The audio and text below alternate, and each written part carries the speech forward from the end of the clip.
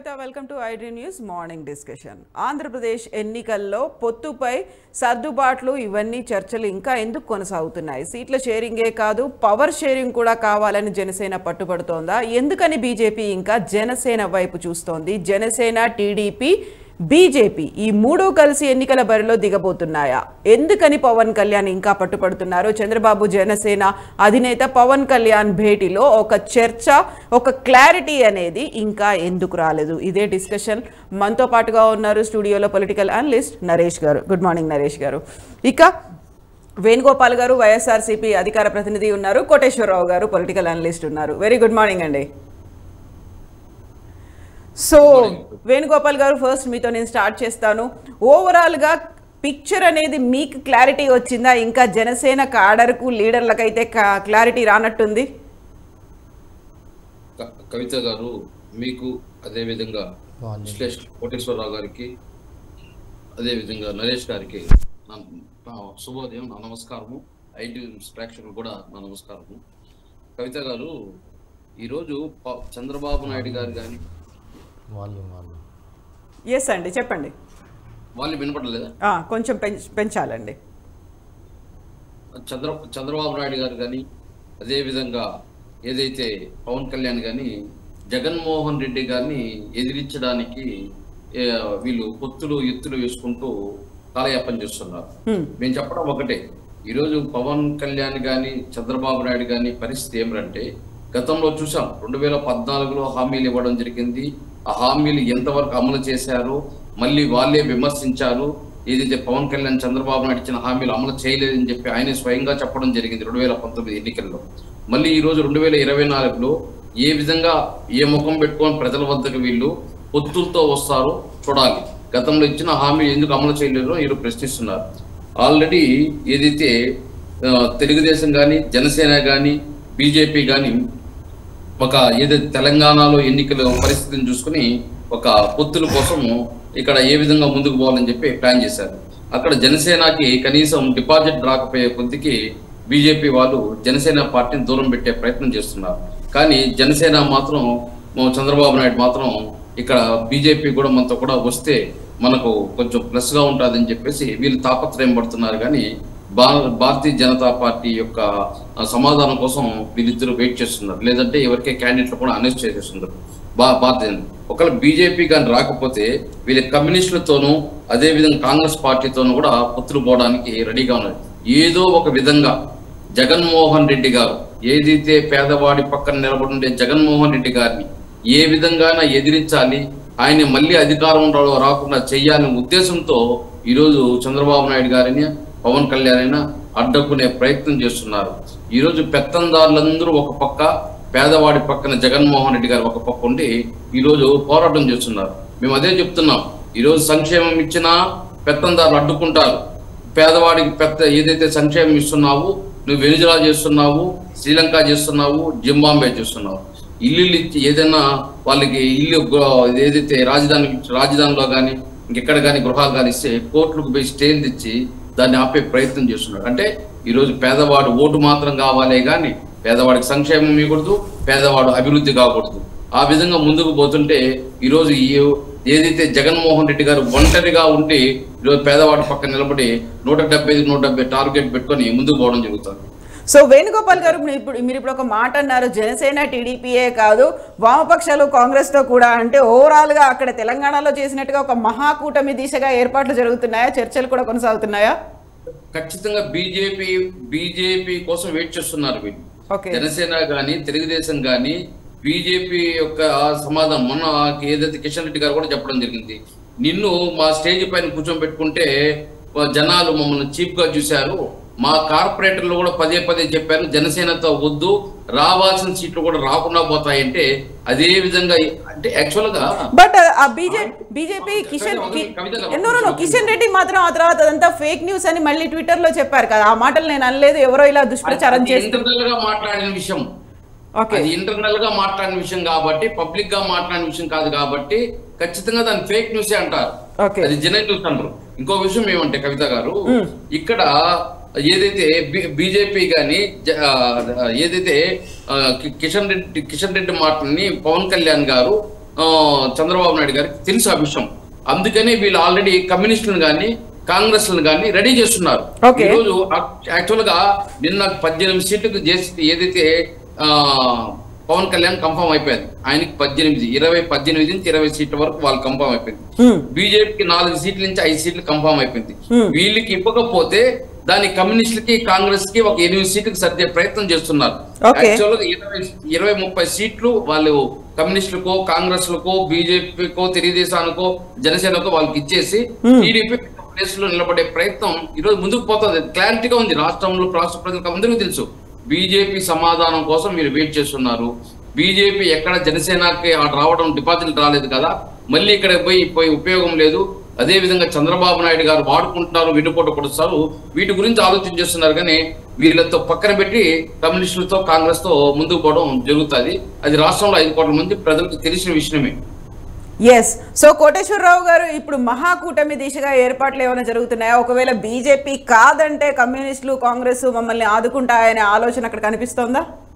ఆంధ్రప్రదేశ్ రాజకీయాలు, అదేవిధంగా తెలంగాణ రాజకీయాలు, ఎందుకంటే రెండింటిని పక్కన పెట్టి చూసుకోవాల్సినటువంటి అవసరం ఏర్పడింది అనేది ముందు మనం గమనించాలి. తెలంగాణలో బీజేపీ తనకు ఊహించిన మేరకు జనంలో ఆదరణ లేదు. అందుకని పవన్ కళ్యాణ్ని చేర్చుకోవడం ద్వారా ఒక ఇమేజ్ సృష్టించుకోవచ్చు అని చెప్పేసి దానికి మధ్యలో వచ్చినటువంటి ఆలోచన. ఎందుకంటే మొదటి జాబితా ప్రకటించిన తర్వాతనే జనసేన తోటి సర్దుబాటు అంశాన్ని అనేటువంటిది బీజేపీ నాయకులు ముందుకు తెచ్చారనేటువంటిది గమనించాలి. సరే, దాని ఫలితాలు పర్యవసానాల గురించి ఎన్నికలకు ముందే నాలాంటి అనేక మంది ఇది బీజేపీకి కొత్తగా కలిసి వచ్చేది ఏమీ లేదు, అదేవిధంగా జనసేనకు కూడా ఇక్కడ ఉన్నటువంటి బలం ఎంత అనేటువంటిది అందరికీ తెలిసిందే, దానివల్ల అదనంగా వచ్చేది ఏమీ లేదనేటువంటిది స్పష్టంగా చెప్పాము. అది వాస్తవ రూపం దాల్చింది. రెండోది, జనసేనను కలుపుకున్నందువల్ల అనవసరమైనటువంటి రచ్చ జరిగింది తప్ప, లేదా అనవసరమైనటువంటి ఈ రాజకీయ నష్టం జరిగింది అనేటువంటిది బీజేపీ శ్రేణుల్లో ఉన్నటువంటిది బహిరంగ రహస్యం. సరే, బహిరంగంగా చెప్పుకోవడానికి వాళ్ళకి సిగ్గడ్డు వస్తుంది, చెప్పుకోకపోతే లోపల అది తొలుస్తూ ఉంటుంది. అందువల్ల తెలంగాణ ఆంధ్రప్రదేశ్ రాజకీయాల విషయానికి వస్తే మహాకూటమి అనే దానికి కొన్ని ఆటంకాలు లేకపోతే కొన్ని సమస్యలు ఉన్నాయి. ఎందుకంటే బీజేపీని కనుక కలుపుకునేట్లయితే, జనసేన తెలుగుదేశం కూటమి బీజేపీని కనుక కలుపుకునేట్లయితే ఇతర పార్టీలు కాంగ్రెస్ గాని లేకపోతే సిపిఎం సిపిఐ గాని ఆ కూటమిలో చేరేటువంటి అవకాశాలు 100% లేవు. ఎందుకు అంటే బీజేపీ జాతీయంగా ఉన్నటువంటి విధానాల ప్రకారం బీజేపీ విముక్త భారత్ అనేటువంటిది వామపక్షాలు కాంగ్రెస్ కూడా అనుసరిస్తూ ఉంటాయి. ఆ విషయంలో తెలుగుదేశం పార్టీ దానికి భిన్నమైనటువంటి వైఖరి తీసుకుంది. లేదా పవన్ కళ్యాణ్ గారు నేను ఎన్డీఏలో భాగస్వామి అని చెప్పేసి చెప్తున్నారు. అందువల్ల ఎన్డీఏలో భాగస్వామిగా ఉన్నటువంటి పార్టీ అంటే అది బీజేపీతో ఈక్వల్. ఆ బీజేపీతో ఈక్వల్ గా ఉన్నటువంటి పార్టీ తోటి మిగిలినటువంటి పార్టీలు కలవడం అనేటువంటిది ఒక సమస్య. ఒకవేళ అంటే ఒక ఎత్తుగడల్లో భాగంగా బీజేపీని కూడా మేము కలుపుకోవడానికి ప్రయత్నించాము, వాళ్ళు కలవలేదు అని చెప్పేసి ఓటర్ల ముందు చెప్పుకోవడానికి ఒకవేళ తెలుగుదేశం జనసేన కూటమి ఆ విధమైనటువంటి ఒక గేమ్, పొలిటికల్ గేమ్ ఆడుతుందా అనేటువంటి కూడా సమస్య. రెండోది, బీజేపీకి వచ్చినటువంటి సమస్య ఏంటంటే రేపు 2024 ఎన్నికల్లో పార్లమెంట్ లో మెజారిటీకి తగ్గేట్లయితే ఆంధ్రప్రదేశ్ లో వచ్చేటువంటి సీట్లతోటి అంటే ఏ పార్టీ గెలిచినా వాళ్ళకి మద్దతు పొందే విధంగా అదొక 2 పడవల మీద కాళ్ళు పెట్టి అదొక గేమ్ ఆడతాం. ఎందుకంటే వైసీపీ గెలిచినా వాళ్ళకే మద్దతు ఇవ్వాలి, లేదా తెలుగుదేశం జనసేన కూటమి గెలిచినా వాళ్ళకే మద్దతు ఇవ్వాలి. అందుకని అదొక గేమ్ ఆడుతూ ఉంది. అందువల్ల ఇవన్నీ చూసినప్పుడు సమయం వచ్చినప్పుడు ఇటువంటి రాజకీయ తెర వెనుక నాటకాలు అనేటువంటివి ఎన్నికల్లో సాధ్యం కాదు. ఇవాళ కాకపోతే రేపైనా ఇంకొక 10 రోజులకైనా ఇవన్నీ కూడా బహిర్గతం కావాల్సి ఉంటుంది. అప్పుడు ఆంధ్రప్రదేశ్ లో రాజకీయాలు ఒక రూపు వస్తాయి. ఇప్పుడు రెండోది, జరిగినటువంటి తెలంగాణ ఎన్నికలు కానివ్వండి లేదా మిగిలినటువంటి రాజస్థాన్, మధ్యప్రదేశ్ ఈ ఎన్నికలన్నింటిని కూడా చూసినప్పుడు ప్రతి ఓటు కౌంట్ చేసుకోవాల్సినటువంటి పరిస్థితి ఏర్పడింది. ఎందుకంటే 2% ఓట్ల తేడాతోనే అధికారం మారిపోయిందని తెలిసింది. జనసేన కూటమి కానీ తెలుగుదేశం కూటమి కానీ లేదా వైఎస్ఆర్సీపీని వ్యతిరేకించేటువంటి ఎవరైనా కానీ మిగతా చిన్న పార్టీలా పెద్ద పార్టీలా అనేటువంటి దాంతో నిమిత్తం లేకుండా ప్రతి ఓటుని కౌంట్ చేసుకోవాల్సి వచ్చినప్పుడు బీజేపీని కలుపుకుంటే అది జనసేన తెలుగుదేశం కూటమికి లాభమా నష్టమా అనేటువంటి దాన్ని కూడా ఆలోచించుకోవాలి. అందుకని ఇవన్నీ కూడా తేల్చుకోవడానికి ఇంకా కొద్ది రోజులు సమయం పడుతుంది. ఇక పవన్ కళ్యాణ్ గారు లేదా చంద్రబాబు నాయుడు గారు కలిసినటువంటి దాని మీద లేదా తర్వాత జరిగినటువంటి పరిణామాల మీద రకరకాల ఊహాగానాలన్నీ కూడా వస్తున్నాయి. ఈ ఊహాగానాల్లో ఒకటి మాత్రం స్పష్టం, తెలంగాణ ఎన్నికల్లో జనసేన బీజేపీతో కలిసి ఆంధ్రప్రదేశ్ లో తన బార్గెనింగ్ కెపాసిటీని పోగొట్టుకుంది. ఎందుకు అంటే ఇక్కడ బీజేపీ తెలంగాణ జనసేన కలిసినా గానీ ఆ పార్టీకి వచ్చినటువంటి ఓట్లు చూసినప్పుడు చాలా తక్కువ వచ్చాయి, అది అవమానకరంగా వచ్చాయి అనేటువంటిది అందరికీ తెలిసిందే. అందువల్ల జనసేన బలం ఏమిటో ఆయన యొక్క ప్రతిష్ట ఏమిటో ఇక్కడ చూసిన తర్వాత ఆంధ్రప్రదేశ్ లో కూడా తెలుగుదేశానికి సహజంగానే పైకి చెప్పకపోయినప్పటికీ బేరవాడేటువంటి శక్తి తెలుగుదేశానికి పెరుగుతుంది తప్ప జనసేనకి పెరగదు. అందువల్ల ఏ పార్టీ ఎన్ని సీట్లకి ఎట్లా చేస్తుంది ఏమిటనేటువంటిది రకరకాల ఊహాగానాలను మనం వెళ్ళక్కర్లేదు, కానీ రెండు పార్టీలు కలిసి పోటీ చేయబోతున్నాయి అనేటువంటిది స్పష్టం. అందువల్ల బీజేపీతో సంబంధాలు అనేటువంటివి ఒక ప్రధానమైనటువంటి ఆటంకంగా మారొచ్చు. ఆ బీజేపీతో కనుక సంబంధాలు లేకపోయేట్లయితే తెలుగుదేశం జనసేన కూటమికి మరి సిపిఐ వైఖరి ఎట్లా ఉంది ఏమిటనేటువంటిది మనం చెప్పలేం. కానీ సిపిఎం వరకు అయితే తెలుగుదేశం జనసేన సొంతంగా పోటీ చేసి బీజేపీ తోటి ఎలాంటి రాజకీయ బంధాలు లేకపోయేట్లయితే ఒకవేళ తెలుగుదేశం జనసేన కూటమి కనుక సిపిఎం కూడా కలుపుకోవడానికి విల్లింగ్ గా ఉండేట్లయితే సిపిఎం కూడా కలిసేటువంటి అవకాశాలు ఉన్నాయి. అందువల్ల ఇవన్నీ కూడా ఒక ఇప్పటికిప్పుడు మనం ఏమి చెప్పలేనటువంటి పరిస్థితి, ఒక సంక్లిష్టమైనటువంటి పరిస్థితి ఉంది. అందుకని జనసేన బార్గెనింగ్ చేస్తున్నాడు, ముఖ్యమంత్రి పదవి కోసం బార్గెనింగ్ చేస్తున్నాడు తెలుగుదేశం అనేటువంటి దాన్ని అది మనం అట్లా చెప్పలేదు. ఎందుకంటే అటువంటి సత్తా గాని ఆ విధమైనటువంటి బలం గాని జనసేనకి ఇవాళ ఆంధ్రప్రదేశ్ రాజకీయాల్లో లేదు అన్నది స్పష్టం.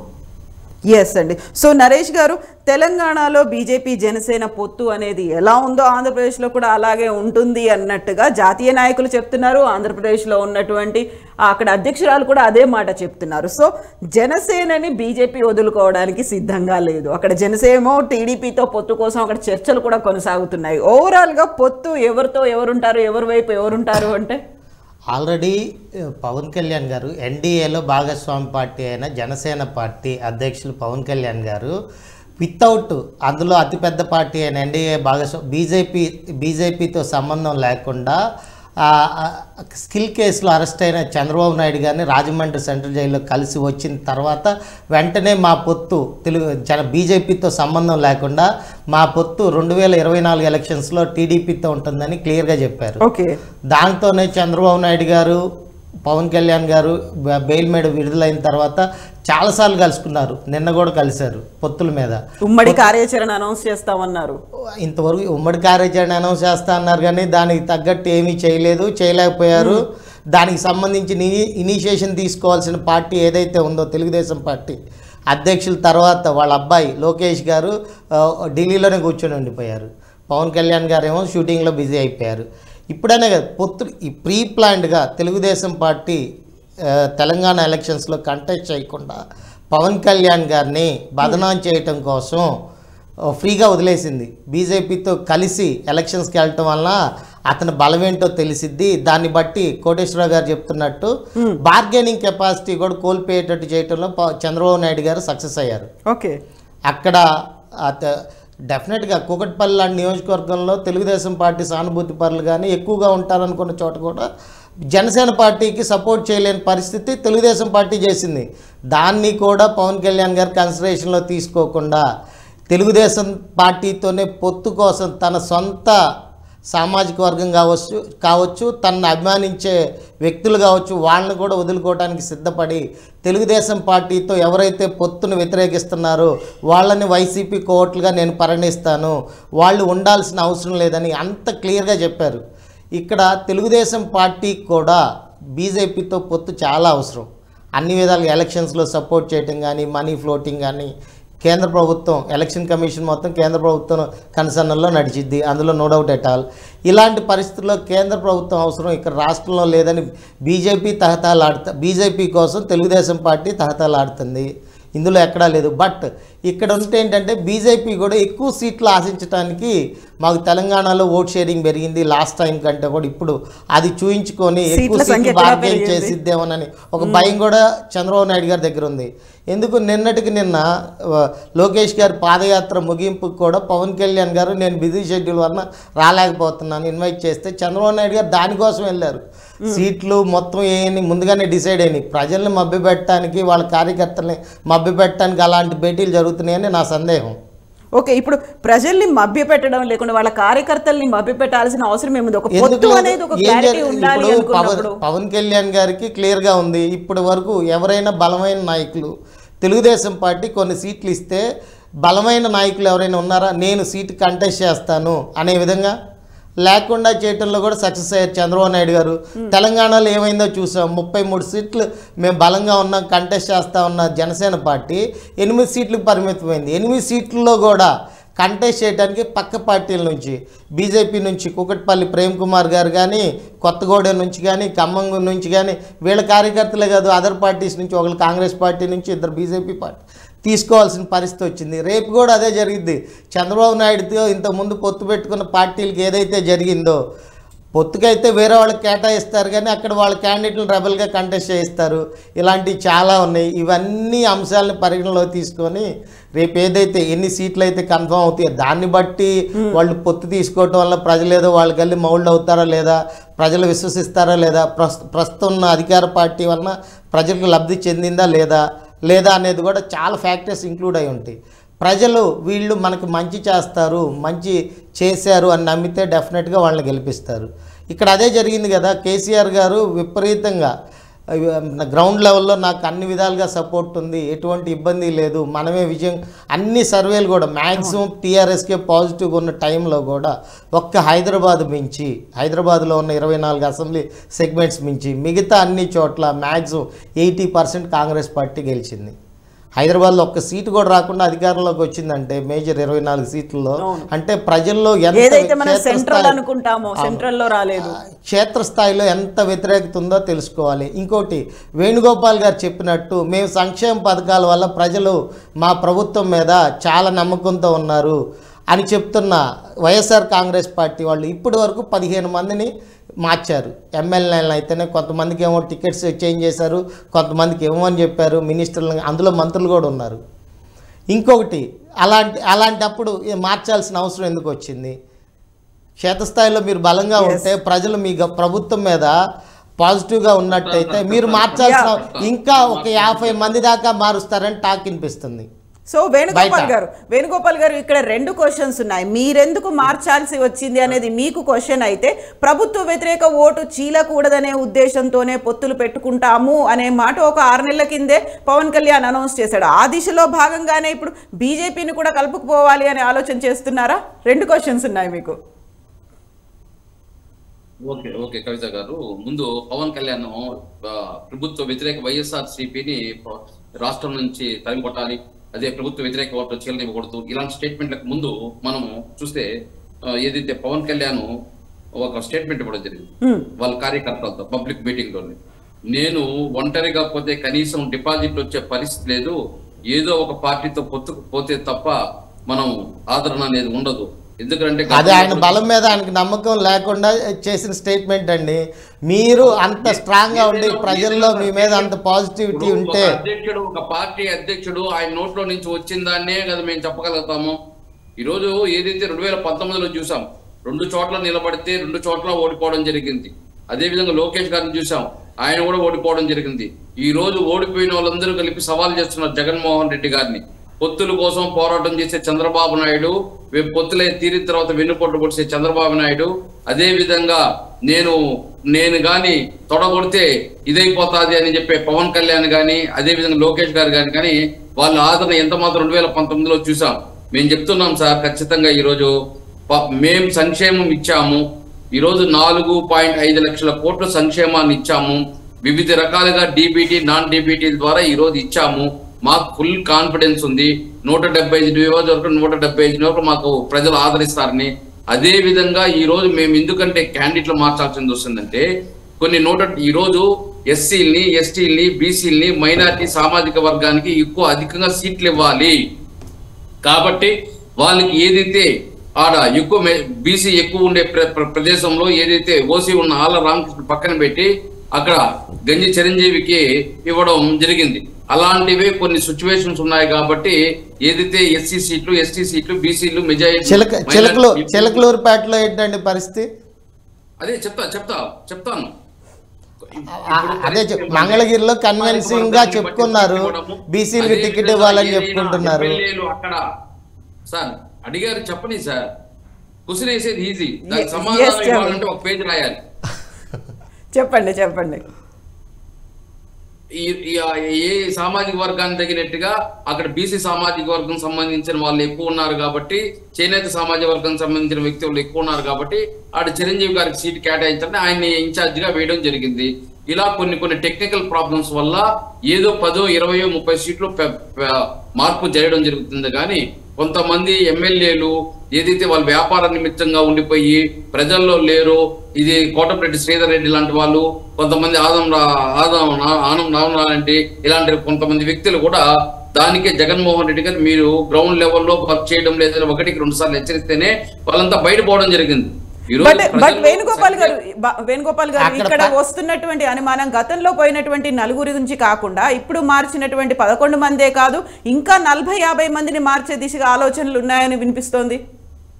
కవిత గారు పత్రికలు ఎల్లో మీడియాలో రాస్తారు, 80 మంది రాస్తారు, 100 మంది మారుస్తారని. అవన్నీ కాదు. జగన్మోహన్ రెడ్డి గారికి 175 నియోజకవర్గంలో పూర్తి అవగాహన ఉంది. కింది స్థాయి కార్యకర్త దగ్గర నుంచి పేర్లు చెప్పగలుగుతారు జగన్మోహన్ రెడ్డి గారు. కింది స్థాయిలో నుంచి అలా చెప్పి మిమ్మల్ని మీరు మోసం చేసుకున్నట్టేనండి. కింద స్థాయిలో, క్షేత్రస్థాయిలో మీరు అనుకున్నంత పాజిటివిటీ లేదు మీ పార్టీ మీద, ఎమ్మెల్యేల మీద సంక్షేమ పథకాలు.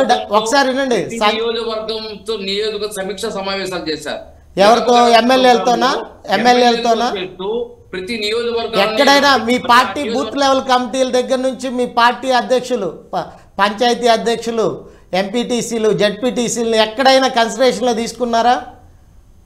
ఖచ్చితంగా 50 మందితో కూర్చొని కేసీఆర్ గారు కూడా అలానే అనుకొని మోసపోయారు. అది ఒకటి గుర్తుంచుకోండి.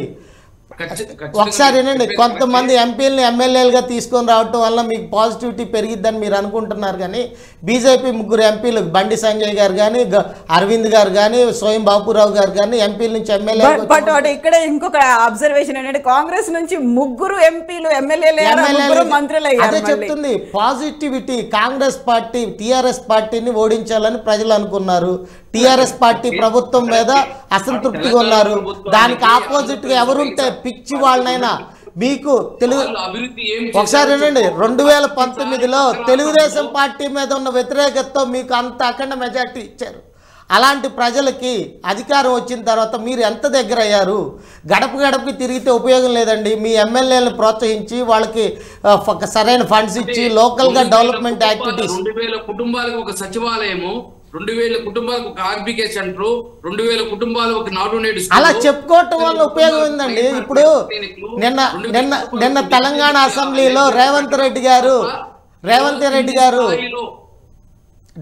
డ్రగ్స్ వినియోగం హైదరాబాద్లో పెరిగిపోయిందంటే దానికి కౌంటర్గా నార్కోటిక్ సంస్థను మేమే ఏర్పాటు చేసాం, ఫస్ట్ ఇండియాలో చేసింది మా ప్రభుత్వాన్ని కేటీఆర్ గారు చెప్తే దానికి ఒక ఐపీఎస్ ఆఫీసర్ సివి ఆనంద్ లాంటి పర్ఫెక్ట్ ఐపీఎస్ ఆఫీసర్ని ఇచ్చాము అని చెప్తే ఇచ్చినా వాటికి పని లేదు, ఉపయోగంగా ఉంది, ఏం పని జరిగిందో ఫండ్స్ లేవు, పని చేయడానికి తీరిక లేని ఒక వ్యక్తిని హైదరాబాద్ సిటీ కమిషనర్ని ఇచ్చారు అని దానికి కౌంటర్కి సమాధానం చెప్పలేకపోయారు. ఇక్కడ కూడా మేము సచివాలయ వ్యవస్థని, రైతు భరోసా సెంటర్లని ఇలా ఏర్పాటు చేసాము, చేయటం వల్ల ప్రజలకు దగ్గర అయ్యాము, వాలంటీర్ వ్యవస్థను ఏర్పాటు చేసాము అని చెప్పుకొని ఆ వ్యవస్థ యొక్క ఇంప్లిమెంటేషన్స్ ని ఖర్చు పెడితే ఉపయోగం లేదండి. సంక్షేమం అనేది వాళ్ళ హక్కు అని వాళ్ళు భావిస్తున్నారు. ఏ ప్రభుత్వం అయినా సంక్షేమం ఇవ్వాల్సింది వాళ్ళ హక్కు. వేణుగోపాల్ గారు ఇక్కడ నరేష్ గారి క్వశ్చన్ ఏంటంటే అక్కడ లబ్ధిదారులకు ప్రాపర్ గా చేరుతున్నాయా లేదా, మీరు డైరెక్ట్ ఇంటరాక్షన్ అనేది వాళ్ళతో కాంటాక్ట్ అది ప్రాబ్లం కాదండి. డైరెక్ట్ గా లబ్ధిదారులకి చెందుతున్నాయి, అందులో no doubt at all. But ఆ సంక్షేమంతోనే ప్రజలు సంతృప్తిగా ఉన్నారా లేదా? ఒక్క నిమిషం. ఎస్ వేణుగోపాల్ గారు. సార్ పేదవాడికి సంక్షేమం అనేది ఇవ్వాలి సార్. సంక్షేమం నేను ఇవ్వాలనే చెప్తున్నానండి. వాళ్ళ హక్కు, అది తీసుకున్నట్టు అనేది వాళ్ళ హక్కు అని వాళ్ళు భావిస్తే మీ పరిస్థితి ఓన్లీ సంక్షేమంతోనే మీరు అధికారాన్ని మళ్ళీ చేయించుకోగలరా? మీరు పేదవాడి హక్కు అనే మేము కూడా ఇస్తున్నాము. దాన్ని అడ్డుకుంటున్నది ఎవరు? ప్రతిపక్షాలు అడ్డుకుంటున్నాయి. మీరు విశ్లేషణ చేసేటప్పుడు సంక్షేమాన్ని ఎక్కడా వాళ్ళు అడ్డుకోలేదండి. మీ ఇసుక పాలసీలు కానీ లేకపోతే ప్రభుత్వ స్కూల్స్ లో ఇంగ్లీష్ మీడియాన్ని ప్రవేశపెట్టడం, అడ్డుకుంటున్నది ఎవరు? ప్రతిపక్షాలు అడ్డుకుంటున్నాయి. సంక్షేమాన్ని వాళ్ళు అడ్డుకోలేదు ఎక్కడ. మీరు క్లియర్ గా మెసేజ్ పంపించండి. అభివృద్ధి కార్యక్రమాలు అంటారు, అభివృద్ధి కార్యక్రమాలను చర్చకు రండి. ఏ సబ్జెక్ట్ గురించి మాట్లాడుతూ చెప్పండి. ఈ రోజు 2,07,000 ఉద్యోగాలు, ప్రభుత్వ ఉద్యోగాలు జగన్మోహన్ రెడ్డి గారు ఇచ్చారండి. 75 సంవత్సరాల స్వతంత్ర భారతదేశంలో అంత అత్యధికంగా ఇచ్చిన ఉద్యోగాలు జగన్మోహన్ రెడ్డి గారు ఇచ్చారు. ఏ ప్రభుత్వం ఇచ్చిందండి? ఈరోజు ఈజీ ఆఫ్ బిజినెస్ ప్రతి సంవత్సరం ఫస్ట్ ప్లేస్ లో వస్తుంది. అదే విధంగా GNGP 11.48% ఉంది. వేణుగోపాల్ గారు, జగన్మోహన్ రెడ్డి గారి ప్రభుత్వం చేయలేదని నేను చెప్పట్లేదు. నేను చెప్తుంది ఏంటంటే మీరు ఇచ్చిన సంక్షేమంతో ప్రజలు సంతృప్తికరంగా ఉన్నారా లేదా, అలా అనుకొని మిమ్మల్ని మీరు మోసం చేసుకుంటున్నారా? మేము ప్రతి గడపకు పోయి నాడు నేడు జగన్ మళ్ళీ ఎందుకు ఒకటి గుర్తుంచుకోండి, అధికారంలో ఉన్నారు కాబట్టి మీకు ఇబ్బంది ఉండదు. ఒకసారి ఓటేసుకుంటారు, మళ్ళీ 5 సంవత్సరాల తర్వాత తిరిగి చూడడం, మళ్ళీ 5 సంవత్సరాల ఎన్నికలు వచ్చిన తర్వాత పోతా ఉన్నారు. ఇప్పుడు జగన్మోహన్ రెడ్డి గారి కార్యకర్తలు గుమ్మలో కూర్చోబెట్టాడండి. మొక్కుబడిగా వెళ్తున్నారా లేకపోతే ప్రజల యాక్సెప్టెన్సీతో వెళ్తున్నారా? ఎమ్మెల్యే గాని, కోటేశ్వరరావు గారు, సర్పంచ్ గాని, ఒక ఎంపీటీసీ గాని, ఒక జెడ్పీటీసీ గాని ప్రతి 3 నెలలకు ఒకసారి పోయి ఏదైతే రాజకీయ నాయకులు ఉన్నారో ప్రతి ఇంటిని కలిసి వాళ్ళకి ఎందుకు సంక్షేమం రాలేదో వచ్చే విధంగా చెయ్యాలి. ఈ రోజు జగన్మోహన్ రెడ్డి ఇచ్చిన ఏదైతే హామీలు 99% అమలు చేయడం జరిగింది. అదేవిధంగా 80% ఎవరైతే అరుగులకి 100 మంది. కోటేశ్వరరావు గారిని మాట్లాడదాం. వేణుగోపాల్ గారు, కోటేశ్వరరావు గారు, ఓవరాల్ గా అయితే అక్కడ ఎలాంటి అంశాలు కీలకం కాబోతున్నాయి? పొత్తు అనుకుంటూ వీళ్ళు ప్రతిపక్షాలు చేస్తున్నటువంటి హంగామా చూస్తున్నారా, లేకుంటే అభివృద్ధి సంక్షేమం అనేది మేము చేశాము, సంతృప్తికరంగా ఉంది, లబ్ధిదారులు ఉన్నారు అని చెప్తున్నటువంటి ప్రభుత్వ పక్షం వైపు చూస్తున్నారా? ఎలాంటి కీలక అంశాలు ఉన్నాయి ఈసారి? ఇప్పుడు మీట నొక్కడం ద్వారా నేరుగా ఖాతాదారులకు వేస్తున్నారు, అది మంచిదే, దాన్ని ఎవరు కాదట్లేదు. అది ఇవాళ ఒక్క జగన్మోహన్ రెడ్డి గారు కాదు, అనేక రాష్ట్రాల్లో జరుగుతూ ఉంది. అది ఆధునికమైనటువంటి సాంకేతిక పరిజ్ఞానం అందుబాటులోకి వచ్చిన తర్వాత ఆ విధమైనటువంటి ప్లాట్ఫారంకి వెళ్ళటం అనేటువంటి అనివార్యం ఎవరికైనా. గమనించాల్సింది ఏంటంటే ఆంధ్రప్రదేశ్ లో జరుగుతున్నటువంటి పరిణామాలు, సంవత్సరానికి 50,000 కోట్ల రూపాయలు మేము నేరుగా జనానికి అందిస్తున్నాము సంక్షేమ పదాలు అని చెప్తున్నటువంటి వైఎస్ఆర్సీపీ ప్రభుత్వము గడిచినటువంటి 5 సంవత్సరాల కాలంలో దానికి సమానమైనటువంటి భారాలని ఆర్టీసీ బస్సుల, విద్యుత్ ఛార్జీల, లేకపోతే ఇతర పన్నుల ఏమిటనేటువంటిది కూడా మోపింది అనేటువంటిది ఒకటి. రెండోది, అనేకమైనటువంటి అంశాల్లో కూడా మడమ తిప్పినటువంటిది కూడా మనకి చర్చనీయాంశంగానే ఉంది. ఇక్కడ సంక్షేమ పథకాలకు వచ్చేసరికి వాటి స్వభావాన్ని మనం చూడాల్సి వస్తే, ఒకసారి సంక్షేమ పథకం ఇచ్చిన తర్వాత ఏ ప్రభుత్వం వచ్చినా కానీ ఆ సంక్షేమ పథకాలను వెనక్కి తీసుకోదు అనేటువంటిది రాజకీయాల్లో రుజువైంది. అది తమిళనాడులో కానివ్వండి లేదా ఇతర అనేక రాష్ట్రాల్లో రుజువైంది. అందువల్ల జనానికి వచ్చినటువంటి భరోసా ఏమిటంటే, ఈ పథకాలు ఓకే, కానీ మా ఇతర ఉపాధి, మా దారిద్ర్యం, మా లేదా మానవ వనరుల అభివృద్ధి, వీటికి సంబంధించినటువంటి ఏమిటి, లేదా ప్రతిపక్షాలుగా ఉన్నటువంటి వాళ్ళు ఇంతకంటే ఎక్కువ ఏమిస్తారు అనేటువంటి ఆలోచన జనంలో కలిగిన తర్వాత అమలు జరుపుతున్నటువంటి సంక్షేమ పథకాలకి ఆకర్షణ తగ్గిపోతుంది. నేను మొదటి నుంచి చెప్తున్నాను, నవరత్నాలు అనేటువంటిది 4 ఏళ్ల క్రితం ప్రారంభించినప్పుడు ఉన్నటువంటి కిక్కు ఇప్పుడు జనానికి ఇవ్వడం లేదు. ఎందుకంటే వాటి లక్షణం అది ఒక నూతన సాధారణ స్థితికి చేరుతాయి. ఎందుకంటే అదే కదా ఇస్తా ఉంది. ఎందుకంటే ఏమిస్తారు? ఎందుకంటే సో కోటేశ్వరరావు గారు ఇప్పుడు ఆ కిక్ ఇవ్వట్లేదు అనుకున్నప్పుడు ప్రతిపక్షాలు ఇప్పటికీ ఉమ్మడి కార్యాచరణ ప్రకటించలేదు, ఒక మేనిఫెస్టో అనేది కూడా రాలేదు, వాళ్ళు అసలు ఏం చేస్తారు, ఎవరితో ముందుకెళ్తారు అనేది కూడా తెలియనప్పుడు ఆ క్లారిటీ అనేది ఎవరిలో మిస్ అవుతుంది? వస్తుంది. ప్రతిపక్షాలు అనేటువంటివి ఇంకా ఎన్నికలు నోటిఫికేషన్ కానీ ఎన్నికల వాతావరణం కానీ జనవరి నుంచి ఎన్నికల వాతావరణం వస్తుంది. ఎందుకంటే ముందే ఎన్నికలు ఒక నెల 2 నెలలు ముందే ఎన్నికలు జరుగుతాయనేటువంటి అభిప్రాయం అటు అధికార పక్షంలోనే ఉంటుంది, ప్రతిపక్షాల్లో కూడా అందరికీ తెలిసినటువంటి అంశమే. అందువల్ల దానికి సంబంధించినటువంటి క్లారిటీ డెఫినెట్ గా వస్తుంది. ఇప్పటికే తెలుగుదేశము జనసేన పార్టీలు కొన్ని వాగ్దానాలని లేదా కొన్ని ప్రకటనల రూపంలో వాళ్ళు ఏమేమి చేయదలుచుకున్నది ఏమిటనేటువంటిది చెప్పారు. వాటికి ఒక నిర్దిష్ట రూపం అయినటువంటిది కూడా ఇస్తారు. అది సమస్య కాదు. ఇక్కడ సమస్య ఏంటంటే రాజకీయంగా పొత్తులు ఎత్తులు అనేటువంటివి తేలాల్సి ఉన్నది. రెండోది ఈ పథకాలు ప్రకటించిన తర్వాత జనంలో వచ్చేటువంటి రియాక్షన్స్ చూసినప్పుడు, తెలంగాణలో అనుభవం చూసినప్పుడు ఏమిటంటే ప్రతిపక్షంలో ఉన్నటువంటి కాంగ్రెస్ అనేక సంక్షేమ పథకాలను ప్రకటిస్తే అధికారంలో ఉన్నటువంటి పార్టీ మేము అంతకంటే ఎక్కువ ఇస్తామని చెప్పింది. కానీ జనం నమ్మలేదు. ఎందుకని నమ్మలేదు అంటే అధికారంలో మీరు 9.5 సంవత్సరాల పాటు అధికారంలో ఉండి వాటిని ఎందుకు అమలు జరపలేదు అనేటువంటి ప్రశ్న జనంలో తలెత్తింది. అదేవిధంగా జగన్మోహన్ రెడ్డి గారు కూడా ఇప్పుడు ఆరోగ్యశ్రీకి 25 లక్షల రూపాయలు పెంచుతున్నామని ఇట్లా అనేకమైనటువంటి కొన్ని పథకాలని ప్రకటిస్తున్నారు. ఇప్పటి వరకు ఎందుకు ఇవ్వలేదు అనేటువంటి ప్రశ్న అక్కడ కూడా తలెత్తుతుంది. అందుకని సంక్షేమ పథకాలని ప్రకటించడం లేకపోతే ఇంకోటి కాదు, అధికారంలో ఉన్నటువంటి వాళ్ళకు ఉన్నటువంటి డిసడ్వాంటేజ్ అది. ఎందుకంటే అధికారంలో మీరు అమలు జరుపుకున్నటువంటి వాళ్ళు రేపు మళ్ళా అధికారంలో ఇస్తే అమలు జరుపుతామంటే మేము ఎట్లా నమ్ముతాం అనేటువంటి ప్రశ్న. అందుకని ఉద్యోగులు, కార్మికులు, లేకపోతే టీచర్లు, ఇటువంటి అనేకమైనటువంటి నోరు కలిగినటువంటి సామాజిక తరగతుల్ని జగన్మోహన్ రెడ్డి సర్కారు దూరం చేసుకుంది. అది మనకి ఎమ్మెల్సీ గ్రాడ్యుయేట్ కాన్స్టిట్యున్సీ ఎమ్మెల్సీ ఎన్నికల్లోనే మనకు ఆ సూచన వెలువడింది. అందువల్ల సంక్షేమ పథకాలు కొంతమంది కొత్తగా ఓటర్లని వైసీపీకి అనుకూలంగా మారిస్తే వైసీపీ అనుసరించినటువంటి విధానాలు కొంతమందిని ఆ పార్టీ నుంచి దూరం చేశాయి. అందువల్ల ఒకవేళ అది కాంపెన్సేషన్ అయినా కానీ తెలుగుదేశం జనసేన 2 పార్టీలు కూడా గట్టిగా పోటీ చేస్తే వచ్చేటువంటి బలం వైసీపీ బలానికి దానికి ఈక్వల్ గా ఉంది. ఇప్పుడు ఉన్నటువంటి పరిస్థితిని చూస్తే డి అంటే డి అనే పరిస్థితుల్లో ఉన్నాయి కనుక రాబోయేటువంటి రోజుల్లో అది తెలుగుదేశం జనసేన కూటమికి స్వల్పంగా, కాంగ్రెస్ కి ఇక్కడ ఎట్లాగైతే 65 సీట్లు స్వల్ప మెజారిటీ వచ్చిందో అక్కడ కూడా అదే విధమైనటువంటి పరిస్థితుల్లో అడ్వాంటేజ్ అవకాశాలు తెలుగుదేశం జనసేన కూటమికి ఉన్నాయనేటువంటి నా అభిప్రాయం.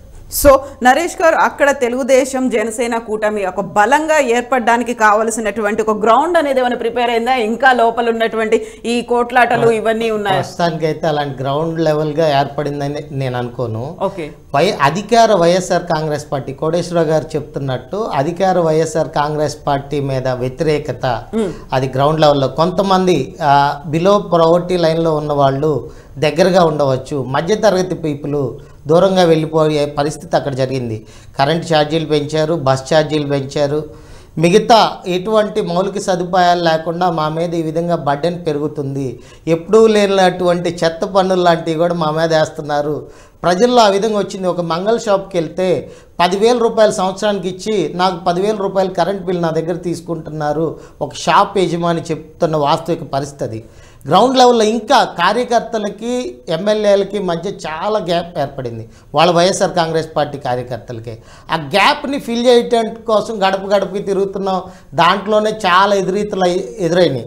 ఎందుకోసం అంటే వాళ్ళ పార్టీకి సంబంధించిన కార్యకర్తలే మేము కొన్ని కాంట్రాక్ట్ పనులు చేయడానికి కూడా దూరంగా ఉన్నారు, చేసిన వాళ్ళకి ఇంతవరకు బిల్లులు రాలేదని సాక్షాత్తు సీఎం దగ్గర ఎమ్మెల్యేలు మొరపెట్టుకున్న పరిస్థితి అక్కడ జరుగుతుంది. ఇప్పుడైతే సంక్షేమ పథకాలకి రావాల్సిన డబ్బుల్ని సమకూర్చుకోకుండా, ఇన్కమ్ సోర్సెస్ని ఎత్తకుండా సంక్షేమం కోసం వేల కోట్లు, లక్షల కోట్ల నాయకులకు న్యాయం చేసేదానికి కాదు వచ్చింది జగన్మోహన్ రెడ్డి గారు. ఆ కార్యకర్తలే మీ జగన్మోహన్ రెడ్డి గారు ఎన్ని రైతు దీక్ష, ఫీజు దీక్ష, లేకపోతే ప్రజా సంకల్ప యాత్ర ఇవన్నిటికీ సపోర్ట్ చేసింది ఆ కార్యకర్తలే రేపు బూత్ లెవెల్లో ఓట్లు వేయించగలిగేది ఆ కార్యకర్తలే. అన్ని కాదండి, నేను మిమ్మల్ని వేణుగోపాల్ గారు, చంద్రబాబు నాయుడు గారిని కూడా 2019లో ఇలా భజన చేసే వాడగొట్టిని. బట్ వేణుగోపాల్ గారు, ఒకవేళ నిజంగానే అక్కడ లీడర్కి క్యాడర్కి కార్యకర్తలకి మధ్యలో గ్యాప్ ఉంది అనుకోండి, దాన్ని ఎలా ప్యాచప్ చేసే పనులు మొదలు పెడతారు? కవిత గారు, ఇక్కడ కార్యకర్త అదేవిధంగా నాయకులు అనేవాళ్ళు ఏదైతే ప్రజల దగ్గరికి ఏదైతే జగన్మోహన్ రెడ్డి గారు ఇచ్చే సంస్థ ఏదైనా కార్యక్రమాన్ని ఒక బ్రిడ్జ్ లాగా వాడడం జరుగుతుంది. అంటే ఇక్కడ కార్యకర్తకు లేకపోతే ఎమ్మెల్యేలకు న్యాయం చేసేదానికి వాళ్ళ కోర్టు సంపాదించుకోవడానికి జగన్మోహన్ రెడ్డి గారి పార్టీ పెట్టింది. ఈరోజు ప్రజాసేవ కోసం ప్రజలకు సంక్షేమం ఇవ్వాలి, ప్రజలకు అభివృద్ధి చేయాలని చెప్పే ఉద్దేశంతో జగన్మోహన్ రెడ్డి గారు ప్రతిపక్షాలు ఏదైతే కాంగ్రెస్ తెలుగుదేశం పార్టీని వ్యతిరేకించి 16 నెలలు జైల్లో ఉండి 3650 కిలోమీటర్లు నడిచి ఈరోజు పార్టీ పెట్టింది దేనికోసం అండి? కార్యకర్తలను బతికించడానికి, ఎమ్మెల్యేలను బతికించడానిక? ప్రజలకి, సామాన్య ప్రజలకు తన తండ్రి ఏ విధంగా చనిపోతే వాళ్ళ గుండెల్లో నిలిచిపోయాడో అదే విధంగా ఈ రోజు జగన్మోహన్ రెడ్డి గారు కూడా వాళ్ళ గుండెల్లో నిలిచిపోవాలనే ప్రయత్నంతో ముందుకు పోతున్నారే గానీ ఈరోజు కార్యకర్తలు అవి చెప్పడానికి బాగానే ఉంటాయి, చెప్పడానికి వినడానికి బాగానే ఉంటాయి అండి.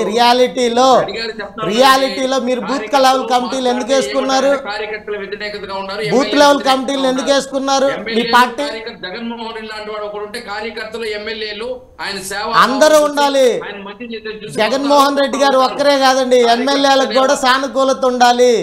ఎమ్మెల్యేలకు కూడా సానుకూలత ఉంటేనే గెలుస్తారు. లేకపోతే మేము ఎవరికి పడితే మా ఇంట్లో కుక్కకి ఇచ్చిన టికెట్ ఇస్తే గెలిచిద్ది అనే ఉద్దేశంతో చెప్పడంలా నియోజకవర్గంలో పోయి ప్రజలతో మమేకమయ్యి వాళ్ళ సమస్యలు తెలుసుకొని వాళ్ళ సమస్య పరిష్కరించండి అని చెప్తున్నాడు. ఇంకో విషయం, అలా పరిష్కరిస్తే ఎంతమందిని మార్చాల్సిన అవసరం ఎందుకు వస్తుంది? అలా సమస్య పరిష్కరిస్తే ప్రజలు మిమ్మల్ని యాక్సెప్ట్ చేస్తారు కదా. చెప్తున్నారు ఎస్సీ, ఎస్టీ, బీసీ సామాజిక వర్గం, మైనార్టీ సామాజిక వర్గానికి సంబంధించిన వాళ్ళకి ఈ రోజు 50% ఏదైతే ఎమ్మెల్యేలు ఇవ్వాలి. అవునండి, మీరు పదవులు ఇచ్చారు, వాళ్ళకి స్వయం ప్రతిపత్తి ఉందా? మీరు ఎస్సీ, ఎస్టీ, బీసీలకి పదవులు ఇచ్చారు, వాళ్ళకి స్వయం ప్రతిపత్తి ఉందా? వాళ్ళకి ఏమన్నా ఫండ్ అలొకేషన్ చేశారా? ప్రజల్లో మీరు వెళ్ళి మీ సామాజిక వర్గానికి డెవలప్మెంట్కి ఉపయోగపడండి. సమాధానాలకు ఆన్సర్లు చెప్పాలండి, తప్పించుకుంటే ఉపయోగం ఏం లేదు. లోకేష్ గారు సమాధానాలు చెప్పలేకనే తప్పించుకుంటున్నారు. ఇప్పుడు ఎలక్షన్స్ కి ముందు ఏమైనా చేస్తే మీరు జరిగిద్దా? నరేష్ గారు, ఇక్కడ కొంతమంది యాక్టివ్ గా లేని ఎమ్మెల్యేని అదే విధంగా ఏదైతే ఈక్వేషన్స్ ప్రకారం ఏ సామాజిక వర్గం అయితే ఆ నియోజకవర్గంలో ఎక్కువ ఆధిత్యంగా ఉంటారో వాళ్ళకి అన్యాయం జరగకూడదు. మనం తీసుకోబోయే వేరే వాళ్ళ ఆళ్ళ రామకృష్ణ లాంటి వ్యక్తి అక్కడ వృద్ధి వాళ్ళకి న్యాయం చేయాలి, అన్యాయం చేయకూడదు, న్యాయం చేయాలని ఉద్దేశం. అతను మంచి రెండు సార్లు ఎలా గెలిచారండి ఆళ్ళ రామకృష్ణారెడ్డి గారు? ఆళ్ళ రామకృష్ణారెడ్డి గారు 2 సార్లు ఎలా గెలిచారు? 2012లో 18 సీట్లు నిలబడ్డాడు. ఎన్ని సీట్లు గెలిచాడండి? 17 సీట్లు గెలిచాడు. 2014లో 16 సీట్లు గెలిచారండి. 18 కాదు, 16. 17 గెలిచారులేండి. 3 ఓడిపోయారండి. మీకు తెలియపోవచ్చు, రామచంద్రాపురం, నర్సాపురం, పరకాల 3 చోట్ల బై ఎలక్షన్స్ లో ఓడిపోయారు. 18-17 గెలిచారని ఎలా చెప్తారు? 18 సీట్లు బై ఎలక్షన్స్ పోతే 17 సీట్లు గెలిచారు. 15 గెలిచారు కానీ పక్కన పెట్టండి. అదే విధంగా 151 సీట్లకు గాను 67 సీట్లు రావడం జరిగింది. అదే విధంగా ఆ రోజు 1.2% ఓట్లతో పోవడం జరిగింది. జగన్మోహన్ రెడ్డి గారు ఏ ఎలక్షన్ లో కానీ ఎలక్షన్ ముందుకు పోవడం కానీ ఒక విధి విధానాలతో ముందుకు పోతాడు. అదే విధంగా ఏదైతే 2019లో 151 సీట్లు రావడం జరిగింది, 51% ఓట్లతో. 2014లో అలానే వెళ్ళిందా? ఎటువంటి పరిపాలన అనుభవం లేని జగన్మోహన్ రెడ్డి గారికి మీరు అన్నట్టు 67 సీట్లు కట్టబెట్టారు. 1.5 ఎంతో తక్కువతో ఓడిపోయారు. ఆ రోజు రాజశేఖర్ రెడ్డి గారి లెగసీతో ఏర్పడిన పార్టీ రాజశేఖర్ రెడ్డి. చంద్రబాబు నాయుడు అసలు లోకేష్ గారిది ఇక్కడ సబ్జెక్టే కాదండి. ఇప్పుడు జగన్మోహన్ రెడ్డి గారి సానుకూలత చంద్రబాబు నాయుడుకి లేదా బాగా చేసినాడని మళ్ళీ ఆయన ఓటు వేయరు జనాలు. జగన్మోహన్ వేయలేదు కాబట్టే కదా లోకేష్ గారిని ఓడగొట్టింది. లోకేష్ గారికి అలాంటి యాక్సెప్టెన్సీ లేదు కాబట్టి ఎమ్మెల్యే గారిని కూడా ఓడగొట్టారు జనాలు. 14 సంవత్సరాలు సానుభూతి రాదా ఏంటండి చంద్రబాబు నాయుడు 14 సంవత్సరాలు బాగా పొడిచిన సానుభూతి రాదా? ఆ సానుభూతి 2004లో సానుభూతి వచ్చిందా? ఏం చెప్తారండి విశ్లేషణ చేసేటప్పుడు? నేను విశ్లేషణ మీ పాజిటివ్ గా చెప్తున్నానండి. మీ పార్టీలో జరుగుతాన్ని సరిదిద్దుకుంటే మీకు అడ్వాంటేజ్ ఉంటుందని చెప్తున్నా. ఇప్పుడు వేణుగోపాల్ గారు సూచనలు సలహాలు ఇచ్చేటప్పుడు ఇప్పుడు కోటేశ్వరరావు గారు ఎట్టిస్తున్నారు. అయితే వేణుగోపాల్ గారు ఇక్కడ కోటేశ్వరరావు గారు ground level reality statistical analysis తో చెప్తున్నారు. వేణుగోపాల్ గారు న్యాయం చేయలేదు, ఎమ్మెల్యేలకు న్యాయం చేయలేదు. ఎమ్మెల్యేలకు న్యాయం కాదండి, ఎమ్మెల్యేలు మారుస్తున్నారు. ఆ వ్యతిరేకత నెక్స్ట్ వచ్చే కొత్త క్యాండిడేట్ మీద పడదా? ఎస్ వేణుగోపాల్ గారు ఇక్కడ వేణుగోపాల్ గారు ఇక్కడ ఎంత ఓటర్లు కీలకమో అక్కడ ఉన్నటువంటి కార్యకర్తలు కూడా కీలకమే కదా. ఇప్పుడు లాస్ట్ మినిట్ లో అభ్యర్థిని మార్చడం వల్ల అక్కడ చెప్పేది కాంట్రాక్టర్ బిల్లు రాలేదు, కాంట్రాక్టర్ల కార్యకర్తలు నాయకులు ఎస్ ఆ కార్యకర్తల కోఆపరేషన్ కూడా అవసరం కదా అనేది. ఎవరు కార్యకర్తలు ఏ పార్టీకైనా కార్యకర్తలే మూల స్తంభాలు. అది విస్మరిస్తే ఏ పార్టీ నిలబడదు. మీరు అది గుర్తుంచుకోండి. ప్రజలతో పాటు ప్రభుత్వాన్ని పార్టీని ప్యారలల్ గా ఆ రోజు రాజశేఖర రెడ్డి గారు తీసుకొని వెళ్ళారు కాబట్టి 2009లో మహాకూటమితో అన్ని పార్టీలు కలిసినా కానీ మళ్ళీ విజయాన్ని అందించగలిగారు. ప్రజల గుండెల్లో నిలిచిపోతున్నాడు. ఈ రోజు భారతదేశంలోనే ఏ రాష్ట్రంలో ఈయనటువంటి సంక్షేమాన్ని ఆంధ్రప్రదేశ్ అందిస్తున్నాడు. ఈ రోజు 5 కోట్ల మంది ప్రజలకు విద్య, వైద్యము, అదే విధంగా సచివాలయ వ్యవస్థ, ఇటు రకరకాలుగా సంక్షేమం. 2019లో చంద్రబాబు నాయుడు గారిని కూడా ఇలానే కీర్తించారు వాళ్ళ పార్టీ కార్యకర్తలు, వాళ్ళ అనుకూల మీడియా. ఇలా కీర్తించడం వల్ల ఏం జరుగుతుందో గ్రౌండ్ లెవెల్ రియాలిటీలో తెలుసుకోలేక చంద్రబాబు నాయుడు గారు ఓడిపోయారు. ఆ విషయం తెలుసుకోండి. ఏ రోజన్నా పోయి జనాలకి సో వేణుగోపాల్ గారు మా మేనిఫెస్టో చూపిస్తున్నాం. మా నాయకుడు ఏం చెప్పాడు? ప్రతి కార్యకర్త దగ్గర మేనిఫెస్టో పెట్టుకోండి, ఆ మేనిఫెస్టో ఎంత వరకు అమలు పరిచామో ప్రజలకి తెలియజేయండి అని చెప్పాడు. అంటే అందుకున్న వాళ్ళకి తెలియదా? మీరు తెలియజేయాలా? అందుకున్న వాళ్ళకి తెలియదా? సంక్షేమం తీసుకున్న వాళ్ళకి తెలీదా ఏం తీసుకున్నారనేది? ఏమి రాలేదు అని చెప్తాం. ఏం రాకపోతే వచ్చే విధంగా చేస్తాం. 5 సంవత్సరాలు ఒకసారి ఓట్లు వేసుకునే చాలు తెలుగుదేశం పార్టీకి. అంటే సంక్షేమం ఒక్కటే మీ పార్టీని అధికారంలో తీసుకొస్తుందా? జగన్మోహన్ రెడ్డి సంక్షేమం ఒక్కటే మీ పార్టీని అధికారంలో తీసుకొస్తుందా? నేను ఒకటి అడుగుతా, సంక్షేమం ఒకటే మీ పార్టీని అధికారంలో తీసుకొస్తుందా? సంక్షేమం ఒకటే మీ పార్టీని అధికారంలో తీసుకొస్తుందా? అభివృద్ధి కూడా చేస్తున్నాం. దేంట్లో కూర్చొని చర్చకు రాండి. ఏం అభివృద్ధి చేయలేదు చెప్పండి. అయితే నరేష్ గారు సంక్షేమం అభివృద్ధితో పాటుగా అక్కడ ఉన్నటువంటి క్యాడరు కార్యకర్తల్లో కొంచెం నిరుత్సాహం ఉంది, లేకుంటే అక్కడ అసంతృప్తులు ఉన్నాయి. వాటన్నిటిని ఓవర్కమ్ ఎలా అవుతారు లాస్ట్ మినిట్ లో అభ్యర్థిని మార్చడం వల్ల? రాష్ట్ర ఖజానాన్ని కార్యకర్తలకి నాయకులకు దోచిపెట్టమని చెప్తున్నారా? ఎవరు ఇక్కడ దోచిపెట్టు? అలాంటప్పుడు మీరు కార్యకర్తలతో సంబంధం ఏంటి? మీ బూత్ లెవెల్ కమిటీలతో సంబంధం ఏంటి? బూత్ లెవెల్ శిక్షణ తరగతులు ఎందుకు పడుతున్నారు? మీ పార్టీ కార్యకర్తలు అవసరం లేని మీ పార్టీకి ఒకసారి వినండి, కార్యకర్తలు అవసరం లేని మీ పార్టీకి కార్యకర్తలకు ఎందుకు శిక్షణ తరగతులు పెడుతున్నారు? ఏందండి ఉండేది? చెప్పొద్దా? సమాధానం చెప్పరా? అదే తెలుగుదేశం ప్రభుత్వంలో కానీ గత రాజకీయ పార్టీలు ఏం చేస్తున్నాయి? కార్యకర్తల ద్వారా సంక్షేమం ఇస్తున్నారు. అప్పుడు ఒక ఇల్లు ఇవ్వాలంటే ఒక 10,000, 5,000, 20,000 రాయిపిచ్చి లంచం తీసుకుంటున్నారు. ఈరోజు ఆ విధానం ఉందా? ఒక పెన్షన్ రావాలంటే 5,000, 10,000 తీసుకుంటున్నారు. దాన్ని ఎవ్వరు ఖండించట్లేదండి. అది మంచి పద్ధతే. డెఫినెట్ గా డైరెక్ట్ గా లబ్ధిదారులకు చేకూరుతున్నాయి. సంక్షేమం ఒక్కటే కాదండి నేను చెప్తుంది. పబ్లిక్ ఎలక్షన్ అనేది public management, political management, poll management depend అయి ఉంటది. బూత్ లెవెల్లో తీసుకొని ఓటేపిస్తాడు అంతే వాడి బాధ్యత. ఎవరు అంటే ఆ బాధ్యతతో మీరు సీఎం అయ్యి ఎమ్మెల్యేలు అయ్యి రాష్ట్రాన్ని దోచేస్తారా? మళ్ళీ దోచేస్తారంటే ఎందుకు లేదు? ఇసుక దోచేశారని, మట్టి సహజ వనరులు దోచేశారని, లేకపోతే మైనింగ్ దోచేశారని. నాయకులకు అన్యాయం చేశాడన్నారు. ఇప్పుడు మళ్ళీ దోచేస్తారా అంటారు. నేను నాయకులకి అన్యాయం చేయాలని చెప్పట్లేదు. మీ పార్టీ నాయకులకి ఎమ్మెల్యేలకి మధ్య చాలా గ్యాప్ ఉంది. ఆ గ్యాప్ అనేది రేపు ఎంత గ్యాప్ ఉందంటే ఇదే వ్యక్తి ఎమ్మెల్యే టికెట్ తీసుకోవాలి అతను వేణుగోపాల్ గారు ఇక్కడ నరేష్ గారి ఉద్దేశం ఏంటంటే మధ్యలో ఏమైనా గ్యాప్ ఉంటే ఒక నాన్ కోఆపరేషన్ అనేది ఉంటుంది, ఒక లార్జర్ పర్స్పెక్టివ్ లో చూసుకుంటే కార్యకర్తలకి గ్యాప్ లేదు, అదే విధంగా ముఖ్యమంత్రికి ఎమ్మెల్యేలకి గ్యాప్ లేదు. ఇది ప్రతిపక్షాలు చేస్తున్న కుట్ర. మనం గతంలో కూడా చూసాం, జగన్మోహన్ రెడ్డి గారు పెద్దల్ని గౌరవించాడు, పేర్లు పెట్టి పిలుస్తాడు అని చెప్పి ఒక విధానము, అదే విధంగా జగన్మోహన్ రెడ్డి గారి హెడ్ వెయిట్ పెద్దవాళ్ళని గౌరవించాడు అని చెప్పి రకరకాలుగా ఒక ప్రాపగాండం చేస్తా ఉంటారు జగన్మోహన్ రెడ్డి గారి పైన ఒక ఎల్లో మీడియా. దాంట్లో ఒక కుట్ర ఈ రోజు కార్యకర్తలకి ఎమ్మెల్యేలకు మధ్య ఉండే గ్యాప్ కానీ ఎమ్మెల్యేలకి జగన్మోహన్ రెడ్డి గారికి మధ్యలో ఉండే గ్యాప్ అనేది కూడా ఇదే విధంగా ఏదైతే ఎల్లో మీడియా రాస్తున్న కుట్రలే. జగన్మోహన్ రెడ్డి గారి ఎన్ని ఆరోపణలు చేశారు. గ్రాడ్యుయేట్స్ ఎమ్మెల్సీ ఎలక్షన్స్ లో 3 చోట్ల ఓడిపోయారండి.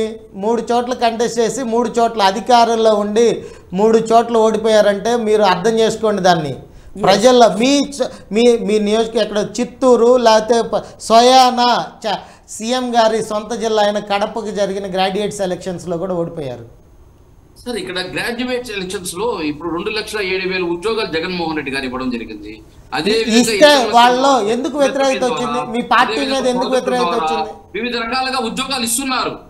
అక్కడ నేను అంటుంది ఏంటంటే అండి, ఒకటి చెప్పానండి, ఈ రోజు జనరల్ ఎలక్షన్స్ కి సెమీఫైనల్స్ గా భావిస్తున్న ఎలక్షన్స్ లో డైరెక్ట్ ఎలక్షన్స్ ప్రజలతో జరిగిన ఎమ్మెల్సీ ఎలక్షన్ చాలా జరిగింది. మిగతా 12 చోట్ల ఎమ్మెల్సీ ఎలక్షన్స్ లో కొన్ని టెక్నికల్ ప్రాబ్లమ్స్ వల్ల ఓటమి జరగడం జరిగింది. అది ఏమని అంటే సీఎం గారి సొంత జిల్లాలో కూడా ఓడిపోయారండి. సీఎం గారి సొంత జిల్లాలో అక్కడ ఎప్పుడూ లేనిది సీఎం గారి సొంత జిల్లా కడపలో చంద్రబాబు నాయుడు గారి ఈ పాదయాత్ర సక్సెస్ అయింది. మీరు దాన్ని ఎగ్జాంపుల్ గా తీసుకోవాలి. మనం ఒకసారి కోటేశ్వరరావు గారి దగ్గరికి వెళ్దాం. కోటేశ్వరరావు గారు, అక్కడ ఇప్పటిదాకా సీట్లు ఎన్నో తెలియదు, ఓట్లు ఎంత ఉన్నాయో తెలియనటువంటి జనసేన, కాంగ్రెస్ ఇవన్నీ కూడా పోటీలో ఉన్నాయి, బరిలో దిగబోతున్నాయి. పొత్తుల గురించి క్లారిటీ లేదు. అండ్ బీజేపీ కూడా ఒక కీలకమైనటువంటి పాత్ర పోషిస్తుంది అనుకున్నప్పుడు ఇప్పటిదాకా బీజేపీ కూడా ఖాతా తెరియలేదు. బీజేపీ, జనసేన, కాంగ్రెస్ మీరన్నటువంటి వామపక్షాలు వేటికి ఇప్పటిదాకా ఖాతా లేదు ఆంధ్రప్రదేశ్లో. ఇవన్నీ ఎలా కీలకం కాబోతున్నాయి? ఇవన్నీ పొత్తుల్లో ఎవరి వైపు ఉంటాయి? ఎందుకంటే మనం ఎన్డీఏ, ఇండియా భాగస్వామ్య కూటమిలో చూసుకుంటే దీంట్లో టీడీపీ లేదు ఇండియాలో, ఎన్డీఏలో బీజేపీ మాత్రమే ఉంది జనసేనతో కలిసి ఎన్డీఏ కూటమిలో. ఇప్పుడు దాని గురించి చెప్పుకోబోయే ముందు మన మిత్రులు కార్యకర్తల గురించి ప్రస్తావన చేశారు. అవును, గతంలో కాంగ్రెస్ అధికారంలో ఉన్నా లేదా తెలుగుదేశం అధికారంలో ఉన్నా గానీ వివిధ పథకాలలో కార్యకర్తలకి చేతివాటం అనేటువంటిది ఒక వాస్తవం. గతంలో మధ్యలో మధ్యవర్తులుగానే చేశారు. జగన్మోహన్ రెడ్డి గారు అధికారానికి వస్తే అదే విధంగా మనకు కూడా చేతివాటం సంపాదించుకోవచ్చు అని చెప్పేసి లక్షలాది మంది కార్యకర్తలు తమ యొక్క పెట్టుబడులు పెట్టి లేకపోతే తెలుగుదేశం పార్టీ తోటి రాజకీయంగా విభేదించి దెబ్బలాట్లకు కూడా సిద్ధపడి చొక్కాలు చించుకొని 2019 ఎన్నికల్లో జగన్మోహన్ రెడ్డి గారికి అనుకూలంగా పనిచేశారు. ఆ విధంగా పనిచేసినటువంటి అనేక మంది అటువంటి పరిస్థితి లేకపోవడంతో, అది మద్యం దుకాణాలు కావచ్చు లేదా ఇతరతర అనేక అంశాల్లో ఆ విధమైనటువంటి అవకాశం లేకపోవడంతో ఇప్పుడు వాళ్ళందరూ కూడా అధికారం ఉంటే మనకేంటి, పోతే మనకేంటి, మనకేం వచ్చింది అని చెప్పేసి ఒక నిర్లిప్తమైనటువంటి వాతావరణంలో అనేక మంది కార్యకర్తలు ఉన్నారు. అది ఒక వాస్తవం. సో వాళ్ళు దోచుకోవడానికి అక్కడ ఆస్కారం లేదు, బలపడడానికి, ధనవంతులు కావడానికి అక్కడ ఆస్కారం లేకుండా చేశాడా జగన్? ఒక విధంగా సంక్షేమ పథకాలని నేరుగా లబ్ధిదారులకు చేయడం ద్వారా అది జరిగింది. అది ఒక వాస్తవం, దాన్ని మనం అంగీకరించాల్సినటువంటి వాస్తవం. అది దాంతో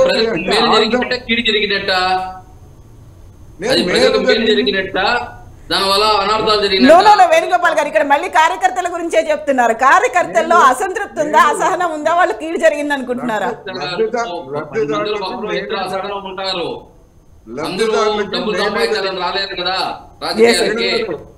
కోటేశ్వరరావు గారిని చెప్పనివ్వండి. ఇప్పుడు లబ్ధిదారులకి మేలే జరిగింది. మీరేమని చెప్తున్నారు? కార్యకర్తలు సంపాదించుకోవడానికి రాలేదని చెప్తున్నారు. అది మీరు అది వాస్తవం కాదు. ఇవాళ ఏ పార్టీలో చూసినా కానీ కింది స్థాయి నుంచి పై స్థాయి వరకు ఏ అవకాశం వస్తే దాన్ని సంపాదించుకోవాలనే చూసేటువంటి వాళ్ళే ఎక్కువ మంది ఉన్నారు. అది వైసీపీకి ఏమి మినహాయింపు కాదు, లేదా తెలుగుదేశానికి ఏమి మినహాయింపు కాదు. అటువంటి